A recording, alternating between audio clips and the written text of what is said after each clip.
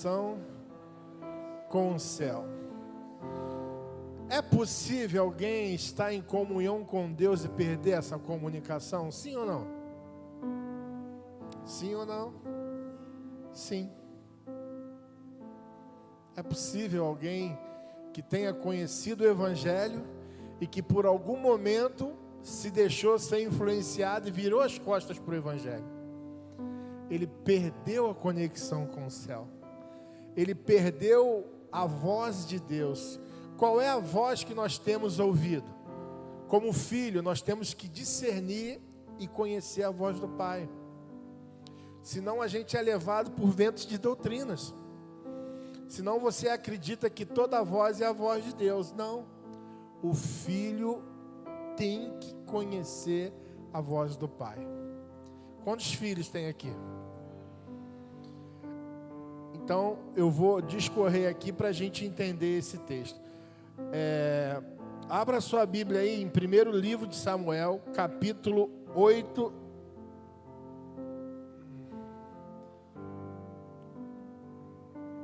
Vou começar aqui para vocês entenderem.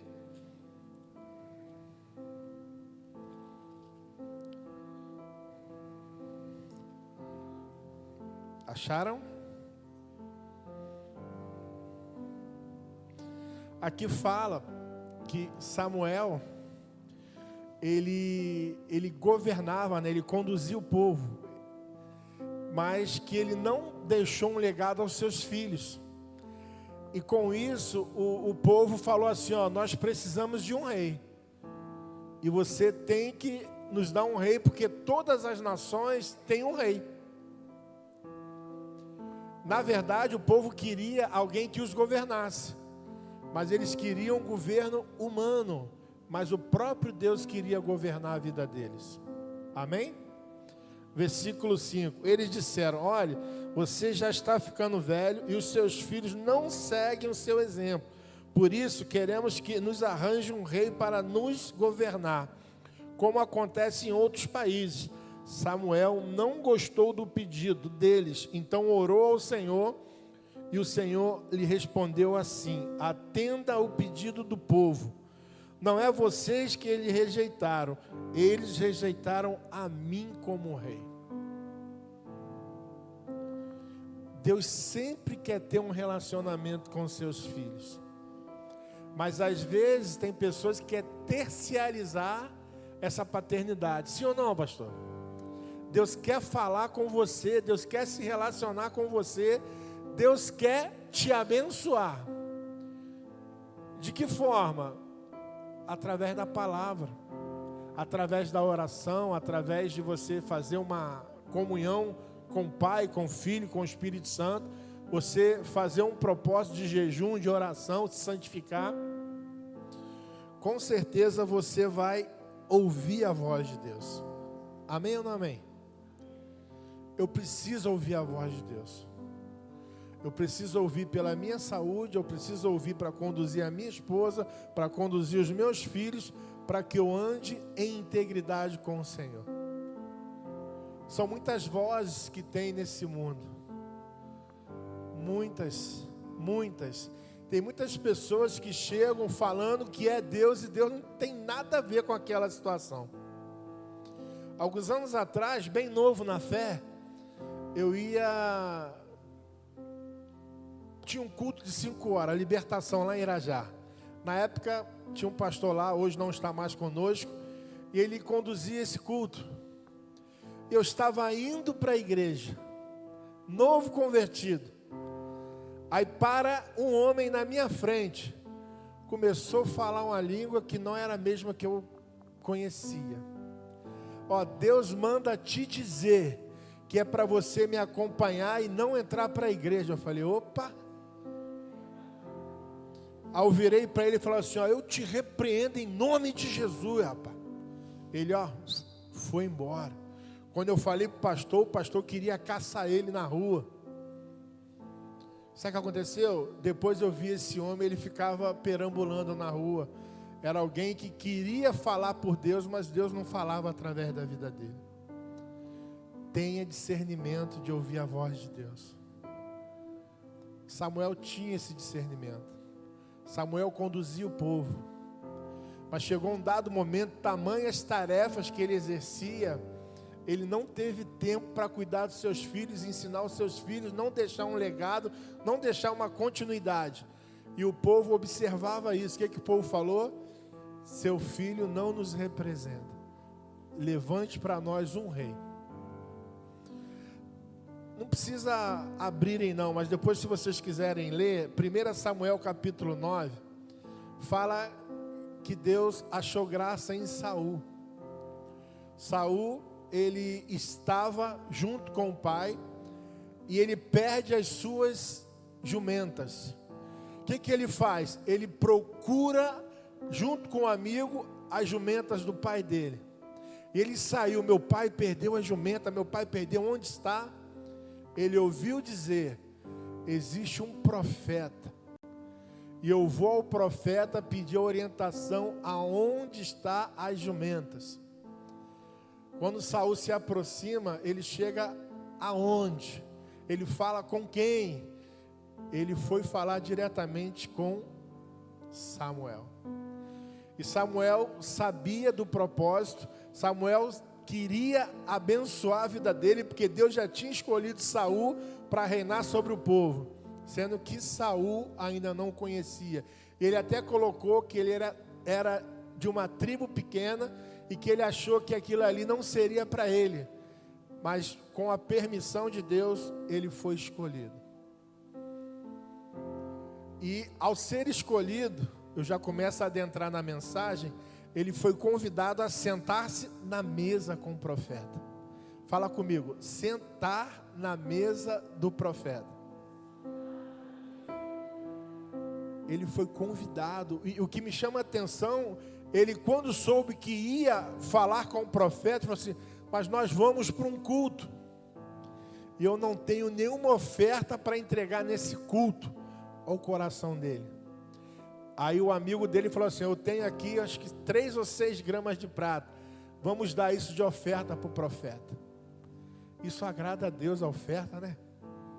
Deus se agrada, Deus abre comportas, janelas dos céus pela nossa liberação aqui no nosso coração.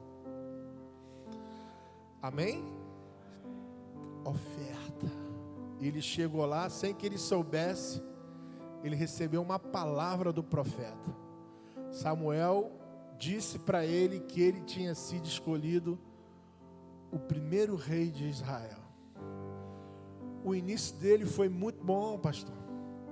Ele era um homem que dava ouvido, ele era um homem que prestava atenção, ele era um homem que profetizava. Certa vez a Bíblia fala que ele estava num evento onde tinham vários profetas, e ele entrou no manto, irmão. Saul começou a falar em mistério. Ele era alguém que desejava, a alma dele anelava pelas coisas do Senhor. Foi derramado um óleo sobre a cabeça dele. Ele começou o seu chamado. Repete comigo. Ele começou o seu chamado. Mas num determinado tempo, eu acho que Saul se permitiu que a soberba adentrasse o coração dele. Ele achou porque ele era rei, ele podia tomar as decisões e que Deus respaldaria ele. E o profeta Samuel orientou ele, vai, destrua Agag e tudo que ali tem, destrua, eu estou te dando uma palavra de Deus, extermina. Saul vai, ele senta à mesa com o inimigo, ele deu ouvido ao inimigo, e o inimigo convenceu ele a não matar o rei. Falou assim, faz o seguinte, cara, vamos fazer uma parceria aqui. Você não me mata, mas eu vou te dar o que tem de melhor aqui para tu fazer um sacrifício para Deus. E ele foi enganado e engodado por essa mentira do diabo. Quando ele chegou com aqueles bezerros, Samuel ficou preocupado. Por que você fez isso? A ordem era para você exterminar, acabar com tudo. E você traz o inimigo, você traz o melhor que eles tinham. Deus deu uma ordem, você desobedeceu. Por causa dessa desobediência, Deus arrancou o teu reino. Ele permanecia no trono, mas sem a presença de Deus. Por quê? Deixou de ouvir a voz de Deus. O homem que teve o seu início impactante, brilhante, o homem que tinha intimidade com o Espírito Santo, o homem que se assentava à mesa com o profeta, sentava à mesa com Samuel, Samuel instruía ele. Mas a Bíblia diz, né? Teu é o reino, o poder e a glória. E tem gente que absorve isso. Meu é o reino, o poder e a glória. Louvado seja eu. Quando Agag chega ali, o rei, Samuel pega uma espada e... Tem muitas pessoas que não entendem o porquê Deus mandou exterminar. Deus sabia o porquê, sim ou não, pastor? Sim ou não, igreja? Deus queria estancar uma hemorragia, cara. Cessar uma praga. Deus sabia que aquele povo ali era um povo de dura serviço, que eles não iriam se converter. Deus falou assim, ó, destrói tudo. Mas rolou uma parceria, rolou um mensalão, né? Rolou um agrado e agradou o coração de Saul. E com isso ele entristeceu ao coração de Deus, ao ponto do ministério dele ser tirado de sobre ele.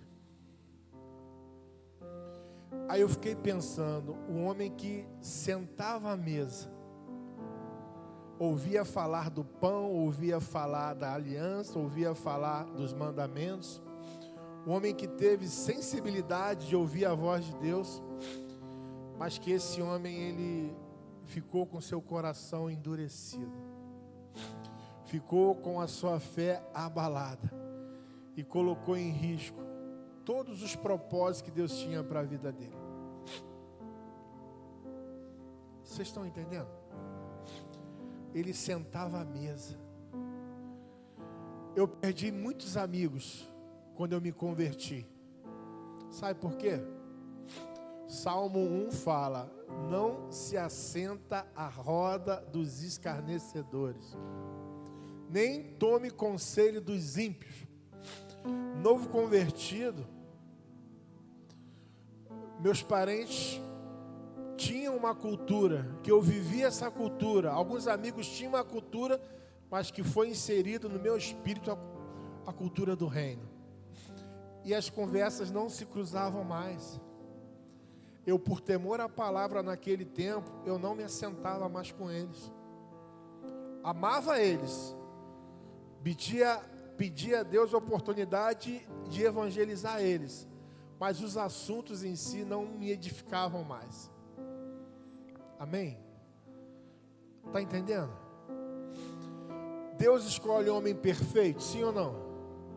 Não tem ninguém perfeito. Somos imperfeitos. Aí tem um exemplo do sucessor de Saul, foi um homem segundo o coração de Deus, um homem falho, um homem que pecava, um homem que errava, mas esse homem chegava diante de Deus e se quebrantava. Deus, eu pequei contra o Senhor, me perdoa.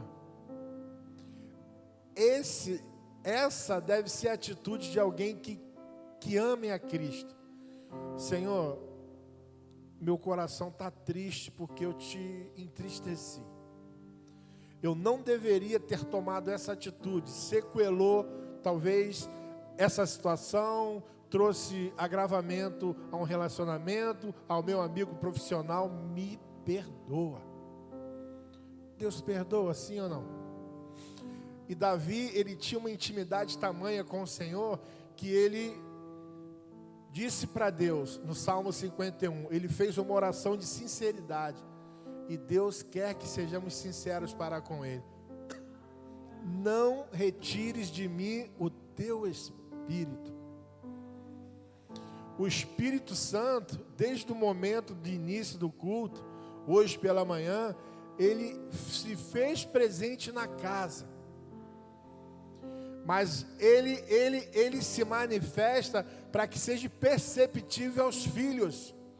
Mas aonde ele quer habitar é dentro do nosso coração.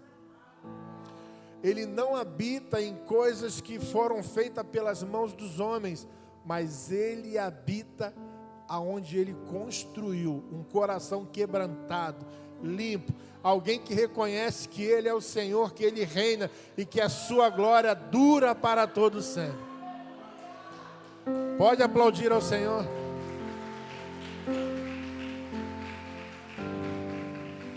Amém? Eu sou falho, meu irmão, minha irmã. Tem momento que eu tenho que parar, refletir, chamar minha esposa, pedir perdão a ela, chamar os meus filhos, pedir perdão a eles. Quando eu saí do grupo de vida, do grupo de Irajá, toda a igreja tem o seu grupo. Eu não entrei em nenhum grupo aqui ainda não, hein? Amém, me coloca aí que eu quero estar inteirado. Eu fiz um agradecimento pelos anos que eu aprendi com eles e pedi perdão, porque 27 anos, com certeza, eu falhei com alguém. Me perdoem, mas o meu intuito não foi errar, foi acertar. Sim ou não? A Bíblia fala que um outro homem se assentava à mesa com o pai dele. Ele comia o melhor que a terra produzia, mas o ego entrou no coração dele. Esse homem é o filho pródigo. Ele sentava à mesa com o pai. Ele falou: pai, me dá a minha herança. Eu quero ir embora, eu quero desfrutar. Pai, minha mente ampliou, o senhor não sabe de nada. Quero viver a minha vida. O pai: é isso que você quer, meu filho? Toma. Ele foi, perdeu tudo. Ele terminou comendo bolotas de porcos. Aí ele caiu em si: pequei contra o céu e contra o meu pai. Eu vou voltar para casa. Isso alegrou o coração de Deus, alegrou o coração do pai. Quando ele pisa na casa, o pai faz uma festa, restitui a ele a autoridade, a paternidade, deu a ele a aliança, calçou os pés dele, deu a ele umas novas vestimentas. O pai estava com o coração aberto. Eu creio que o pai estava orando, né? Tomara que o meu filho volte, ainda que ele tenha tomado algumas atitudes precipitadas, mas que o Espírito Santo convença ele a voltar para casa. Amém? Glória a Deus. Deus tem uma mesa preparada para você. Salmo capítulo 23. O Senhor é o meu pastor e nada me faltará. Deitar-me faz em verdes pastos verdejantes. Guia-me pela vereda da tua justiça, por amor ao seu nome. Ele prepara uma mesa perante os meus inimigos. Unge a minha cabeça com óleo. Vai ter uma mesa preparada que Deus vai te honrar na presença de todos aqueles que se opuseram a você. Cadê o Deus dele? Ele fala desse Deus com tanta intensidade, com tantas... Mas cadê? Olha a realidade que ele está vivendo. Deus está preparando um caminho muito excelente para que você viva de uma forma honrosa para ele. Hebreus 10, Marconi sempre falava, né? Deus não é injusto para aqueles que para ele trabalham. Tudo que você faz para Deus, tudo tem recompensa. A Bíblia fala, se você der um simples copo de água. Quem trouxe essa água aqui para mim? Amém? Você vai ganhar um galardão. Você me deu um copo de água. É uma honra.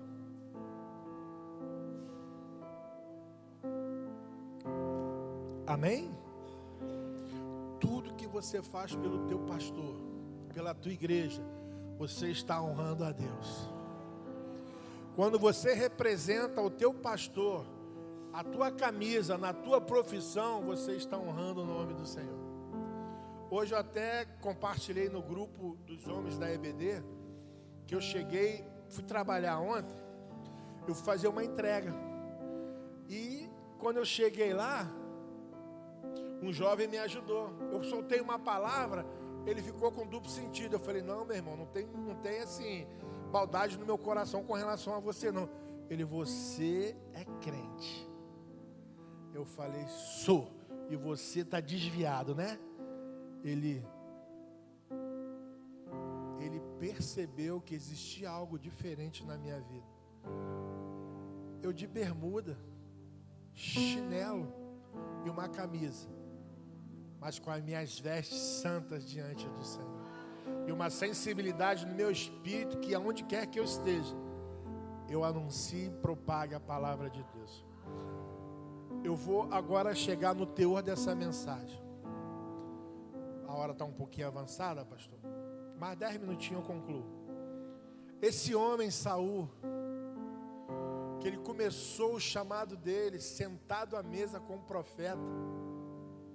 Sentado à mesa, compartilhando, Atos 2:42, se não me falha a memória, fala que no partir do pão, na comunhão, na oração, e Deus ia acrescentando as almas àquele lugar.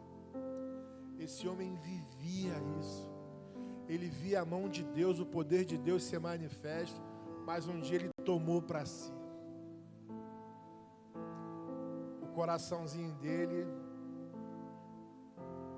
Esses dias, cuidado com o que você ouve nas internet, tá? Vocês têm um pastor. Esse pastor é que vela sobre a alma de vocês. Ele vai prestar conta da vida de vocês. Esses dias eu vi um pastor que ele estava lá no momento dele. Eu estava fazendo uma expulsão e o nome de Jesus não foi suficiente não. Eu olhei aquilo e falei, o quê? O nome de Jesus não foi suficiente? Poder no sangue de Jesus. Está aqui eu e o pastor Gerson. A gente fazíamos, evangelismo na madrugada. Uma das piores lutas que nós tivemos foi entrarmos lá no Jardim Ricardo de Albuquerque. Vocês não têm noção. A gente parece que estava adentrando o inferno. Entrou eu e ele. Mais de 500 macumbeiros olhando para a gente. Eu e o pastor Gerson. Mas o homem da mão furada estava lá com a gente. Amém? Um outro homem que teve o privilégio de sentar à mesa, de aprender, de caminhar com Jesus. Ele sentava à mesa, ele era útil. E Jesus sabia que ele era falho. Porque aqueles que Jesus chamou não tinha ninguém perfeito. Todos eles eram rejeitados pelas pessoas. Mas quando Jesus os chamou para quê? Para que houvesse mudança e transformação na vida deles. Mateus era cobrador de impostos. Meu filho, o cara era odiado. 20. Segue-me. Ele seguiu, largou tudo. E esse irmão aqui, Jesus sabia que ele iria trair, porque já existia uma profecia. E esse irmão Judas, ele fez parte da última ceia. Ele estava ceando com Jesus, mas o coração dele, eu vou cear aqui, mas eu vou ganhar 30 moedas de prata. Ele vendeu Jesus por 30 moedas de prata. E algum dos evangelhos depois cita uma fala de Jesus, dura. Melhor lhe seria não ter nascido do que ter feito, conjecturando. Melhor seria Judas não existir do que ele fazer isso comigo. Aí Jesus fala assim, melhor seria ele amarrar uma pedra de moinho, se precipitar e morrer. Tudo por conta de uma traição. Amém? Vocês estão entendendo? E para concluir a mensagem, 1 Samuel 28, do 1 ao 16. Vou ganhar tempo. Aqui fala que Saul, ele já estava um homem descrente, o Espírito Santo já não habitava mais na vida dele. E para que ele ficasse calmo nesse processo que ele foi rejeitado, Deus já estava preparando um novo rei, que era segundo o coração dele. E esse homem, Davi, ainda moço, ele era chamado para estar à casa do rei, para que quando o rei ficasse atribulado, Davi ministrasse harpa. E aquele rei ficava calmo. E esse rei, ele de certa forma, ele desconfiou que Davi iria assumir o lugar dele. E ele constantemente tentava matar Davi. Certa vez, a Bíblia fala que por 2 vezes Deus permitiu Davi em fuga. Davi estava escondido. Davi tinha um propósito. Deus tinha um propósito na vida dele. Ele estava numa caverna. Saul entra. E Davi vai lá, no descuido de Saul, corta o manto dele. Um pedaço. E o temor bateu no coração de Davi. Eu não deveria ter tocado no ungido do rei. Meu irmão, não toque no ungido do rei. Não deixa a tua razão, o teu emocional falar no seu coração. Ouça a voz de Deus. Aos ungidos de Deus, o próprio Deus trata. Efésios 4, 27 fala: não deis lugar ao diabo e nem ocasião a ele. Nós não devemos dar lugar. E eu pedi perdão a Deus. Eu dei lugar ao diabo. Eu dei ocasião. Mas eu vim para o altar. Eu me escondi no altar. Eu me escondi debaixo da palavra. Eu me escondi debaixo do sangue de Cristo. Senhor, me perdoa. Eu não deveria ter feito isso.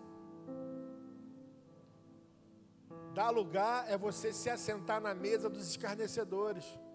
Ih, tu não sabe de nada. Aí o coração, né? O ouvido começa a ficar... Quê? Mas fala aí, não entendi. Meu irmão, teve pessoas que começou a falar de um assunto. Falei, vamos dar um ponto final aqui. Acabou. Vamos preservar a amizade? Não toca no meu pastor. Ele é perfeito? Eu posso expor a nudez dele? Deus vai cuidar dele. Deus vai falar com ele. Amém? Vindo para o texto, meu filho e minha filha, se já quiserem vindo para cá, eu os peguei de surpresa hoje. Saul, ele estava em desespero, pastor. O homem que tinha livre acesso a conversar com Deus, ele ficou desesperado. Sabe onde ele foi procurar ajuda? Sabe? Ele começou na mesa,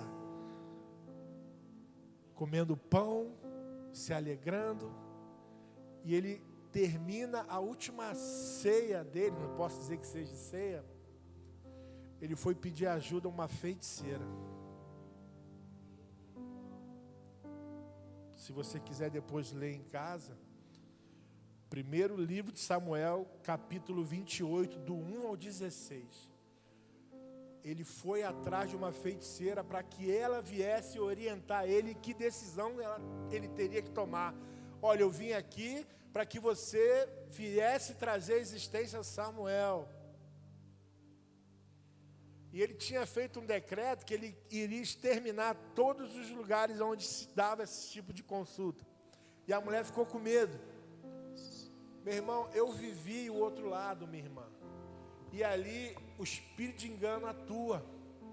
E Saul, como ele tinha perdido a comunhão com Deus, ele foi buscar ajuda, achando que Deus iria falar com ele no terreiro. Está na Bíblia, tá? Não estou falando heresia não, está aqui escrito.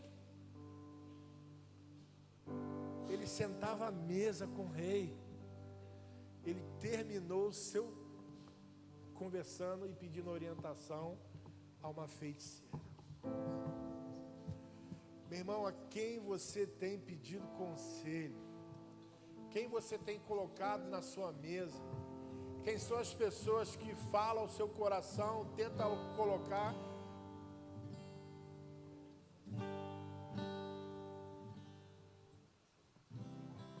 Você está entendendo? O inimigo quer distorcer. O apóstolo conta uma realidade que aconteceu. Parece que ele estava com a caneta na orelha, cortando o cabelo, um negócio assim.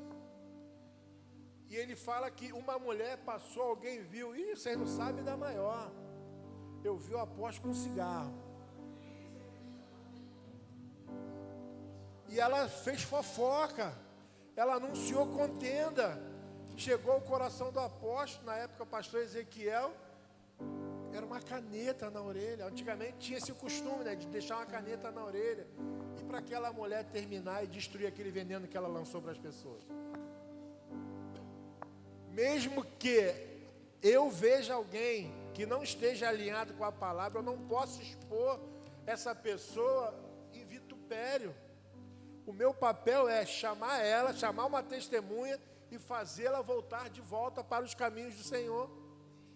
Eu não posso me alegrar com mais uma igreja que fechou, mais um escândalo que aconteceu. O meu papel como crente é: Senhor, ali existe uma igreja que ama o seu nome. Alguém que presta culto ao Senhor, alguém que vai ser lesado, alguém que vai ser prejudicado porque aconteceu. Senhor, perdoa, age com graça, age com misericórdia. Esse é meu papel como crente. Eu não posso acusar o pecador. Eu tenho que ir contra o pecado, não contra a vida da pessoa. Vocês estão entendendo? Amém? E Deus quer te chamar a se assentar à mesa junto com Ele. E tamanha bondade no coração de Davi.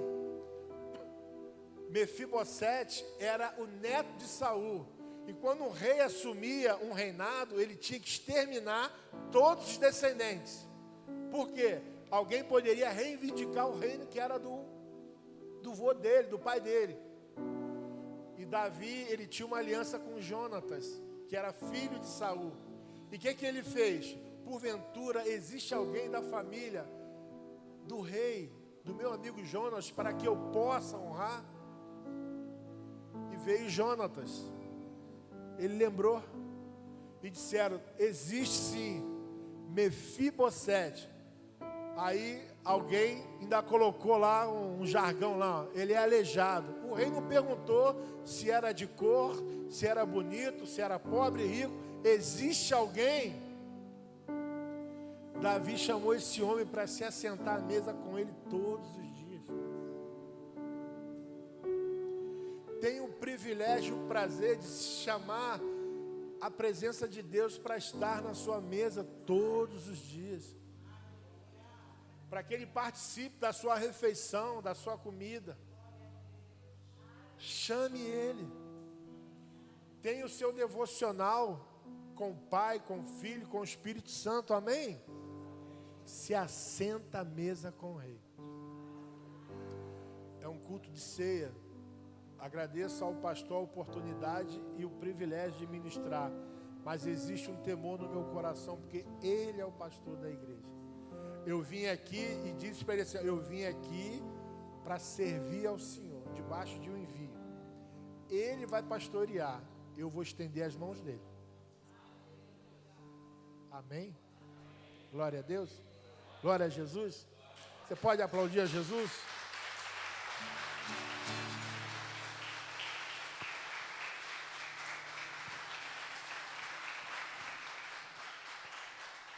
Chame. Hoje, um dos lugares que eu mais sinto a presença de Deus é dentro do meu carro. Eu viajo muito, eu dirijo muito. Teve um dia, deve ter uns 2 meses atrás, pastor Gerson. 2 meses. E tem hora que eu estou no carro, a nuvem de glória, irmã, ela fica no carro. É uma presença ali, parece que Deus introduz parte do céu para que eu desfrute ali naquele momento. E teve um dia, digo isso em Cristo, digo a verdade, não minto. Tamanha era a presença de Deus. Eu deixei o banco do carro, falei: Senhor, senta aqui comigo. Vem comigo. comecei a chorar, eu comecei a sentir a presença dele. Eu percebia que ele estava ali do meu lado, ao ponto de eu fazer carinho nas pernas dele e eu não conseguia olhar para o lado para ver a face dele. Eu tentava olhar, mas eu não conseguia. Eu tentava colocar minhas mãos, eu não conseguia. Me era permitido passar as mãos nas pernas dele. Você não tem noção de onde Deus vai te levar, do que Deus vai fazer. Você é resposta de Deus para sua casa, para sua família, para o lugar que você trabalha. E nós vamos expandir o reino de Deus. Nós vamos avançar. A Bíblia fala que as portas do inferno não prevalecem contra a igreja do Senhor. O apóstolo fala, nós vamos meter o pé na porta e vamos avançar. Amém. Glória a Deus. Essa palavra abençoa a sua vida. Queria que você se colocasse de pé.